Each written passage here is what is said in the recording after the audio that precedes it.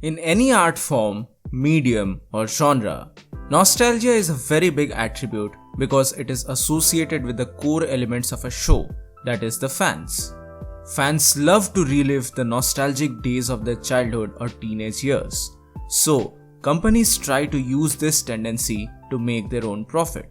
However, nostalgia is a tricky subject to master, and cheaply trying to take credit by rehashing old stories in the guise of nostalgia often backfires miserably, and this is true for even the Power Rangers series.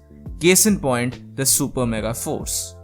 However, one PR season that managed to incorporate nostalgia in a perfect manner was none other than Power Rangers Dino Thunder. Welcome to this video of whyZ, where I talk about Power Rangers Dino Thunder, nostalgia done right. Now, Dino Thunder is a very powerful season with a great story, good narrative, and a tremendous acting done by talented actors. This season was genuinely a shock for me because I was not a huge fan of Aba Ranger, the Super Sentai counterpart of Dino Thunder. I don't know why, but it just didn't connect with me properly. However, Dino Thunder on the other hand became one of my absolute favorite seasons of all time. Now, what does all of this have to do with nostalgia? Well, unlike Super Sentai, MMPR was the season that started it all for Power Rangers, and Dino Thunder is considered to be the spiritual successor to the original Mighty Morphin Power Rangers, both having dinosaur motifs and above all, the return of the beloved Jason David Frank in the form of Tommy Oliver. There are many similarities between Mighty Morphin Power Rangers and Dino Thunder, which is why it is considered to be its spiritual successor. But that's not the only selling point for Dino Thunder. A big component that people forget while considering nostalgia is that a certain show has to be self-sustaining in its plots, motives, and story. Only then can it sprinkle in the nostalgic element successfully.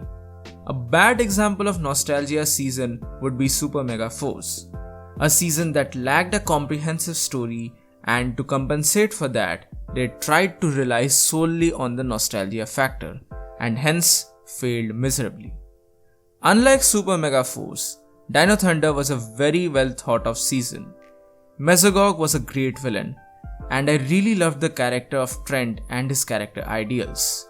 He was not just a discount Tommy Oliver Green Ranger for this season, and above all, I'd say the best part about this show was the cast themselves.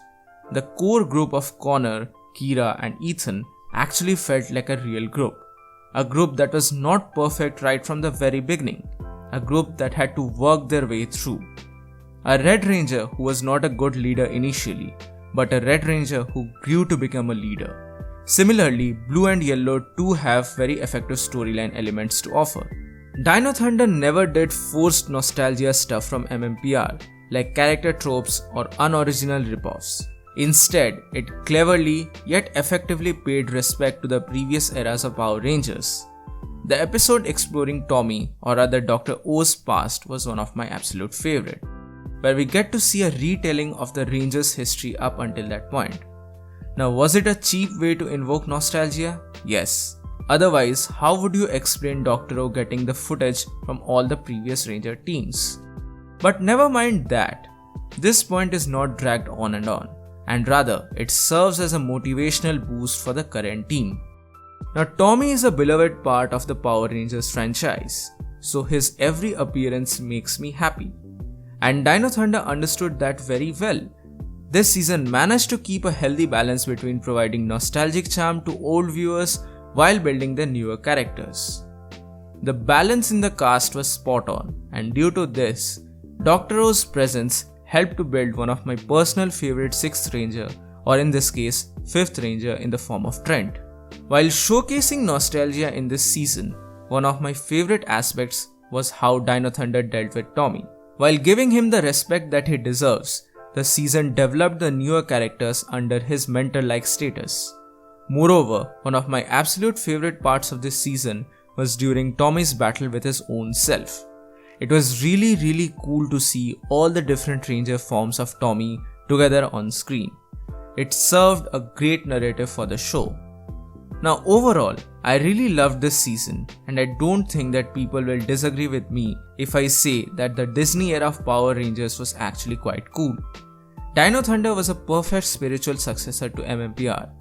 It perfectly implemented stuff that made Mighty Morphin popular and thereafter worked upon its flaws. Thus in the end, Dino Thunder became much more than just a nostalgia check. It instead became a legacy season for the Power Rangers franchise. So that's it for today. Thank you so much for watching. This was my opinion.